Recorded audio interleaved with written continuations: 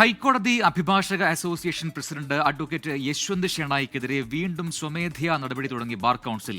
Justice ടി.ആർ. രവിക്കെതിരായ Facebook പോസ്റ്റിന്റെ പേരിലാണ് നടപടി.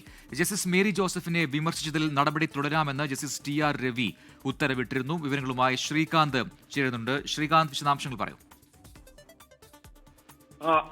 ഈ ജഡ്ജിയെ വിമർശിച്ച അഭിഭാഷകനെതിരെ വീണ്ടും സ്വമേധയാ അച്ചടക്ക നടപടിയുമായി കേരള ബാർ കൌൺസിൽ രംഗത്ത് വരികയാണ്. ഹൈക്കോടതി അഭിഭാഷക അസോസിയേഷൻ പ്രസിഡന്റിനെ അദ്ദേഹത്തിനെതിരെ സ്വമേധയാ അച്ചടക്ക നടപടി ആരംഭിക്കുന്നു. അഡ്വക്കേറ്റ് യശ്വന്ത് ഷെണായിക്കെതിരെയാണ് കൌൺസിലിന്റെ രണ്ടാമത്തെ ഈ അച്ചടക്ക നടപടി. ജസ്റ്റിസ് ടി.ആർ. രവിയെ വിമർശിച്ചിട്ട ഫേസ്ബുക്ക് പോസ്റ്റിന്റെ പേരിലാണ് ഈ നടപടിയുള്ളത്.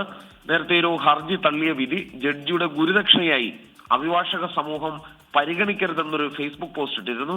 അത് പരോക്ഷമായ ജഡ്ജിയെ വിമർശിക്കുന്ന തരത്തിലുള്ളതായിരുന്നു. അതാണ് ഇപ്പോൾ ഈ അച്ചടക്ക നടപടി വിളിച്ചു വരുത്തുന്നത്. ശരി, ശ്രീകാന്താണ് വിവരങ്ങൾ പങ്കുവച്ചത്.